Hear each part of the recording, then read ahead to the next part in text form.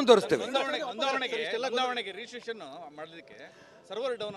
ನಾನು ಹೇಳ್ತಿದ್ದೀನಲ್ಲಿ ನೋಂದಾವಣಿಗೆ registration server down ಅಥವಾ ಸಣ್ಣ ಕೈಗಾರಿಕೆಗಳಿಗೆ ಆಗ್ತಿರೋಂಥ ಮೋಸ ಅನ್ಯಾಯ ಇದನ್ನೆಲ್ಲವನ್ನೂ ಗಮನಿಸಿದ್ದೀವಿ. ಈಗಾಗಲೇ ನಾವು ನಿನ್ನೆ ಕೂತು ಚರ್ಚೆ ಮಾಡಿದ್ದೀವಿ. ಮುಂದಿನ ಹೋರಾಟಗಳನ್ನು ಯಾವ್ಯಾವ ರೀತಿ ಮಾಡಬೇಕು ತೀರ್ಮಾನಗಳನ್ನು ನಾವು ಈಗಾಗಲೇ ತಗೋತೀವಿ. ಮತ್ತು ವಿಧಾನಮಂಡಲದ ಅಧಿವೇಶನದಲ್ಲೂ ಕೂಡ ಈ ಮತಾಂತರ ಕಾಯ್ದೆ ವಿರುದ್ಧವೂ ಕೂಡ ನಾವು ಹೋರಾಟ ಮಾಡ್ತೀವಿ. ಒಟ್ಟಾರೆ ಕರ್ನಾಟಕ ರಾಜ್ಯದಲ್ಲಿ ಹಿಂದೂಗಳ ಪರವಾಗಿ, ಬಡವರ ಪರವಾಗಿ, ಯುವಕರ ಪರವಾಗಿ, ಹೆಣ್ಮಕ್ಳ ಪರವಾಗಿ ಭಾರತೀಯ ಜನತಾ ಪಾರ್ಟಿ ಮುಂದಿನ ದಿನ ಹೋರಾಟಗಳನ್ನು ಮುಂದುವರಿಸ್ತೀವಿ. ನೋಡೋಣ, ಅವ್ರ ಪಾರ್ಟಿ ವಿಚಾರ ಅದು. ಅವರ ನೋಡಿ, ನಾನು ಹೇಳ್ತಿರೋದು ಅವ್ರ ಪಕ್ಷದ ವಿಚಾರ. ನಾನು ಇಷ್ಟು ಮಾತ್ರ ಹೇಳ್ತೇನೆ. ಮಹದೇವಪ್ಪ ಏನು ಹೇಳ್ತಾರೆ ನನಗೆ ಸಂಬಂಧ ಇಲ್ಲ, ಎಂ ಬಿ ಪಾಟೀಲ್ ಏನು ಹೇಳ್ತಾರೆ ನನಗೆ ಸಂಬಂಧ ಇಲ್ಲ, ಅದಕ್ಕೆ ಡಿ ಕೆ ಸುರೇಶ್ ಏನು ಹೇಳ್ತಾರೆ ನಂಗೆ ಸಂಬಂಧ ಇಲ್ಲ.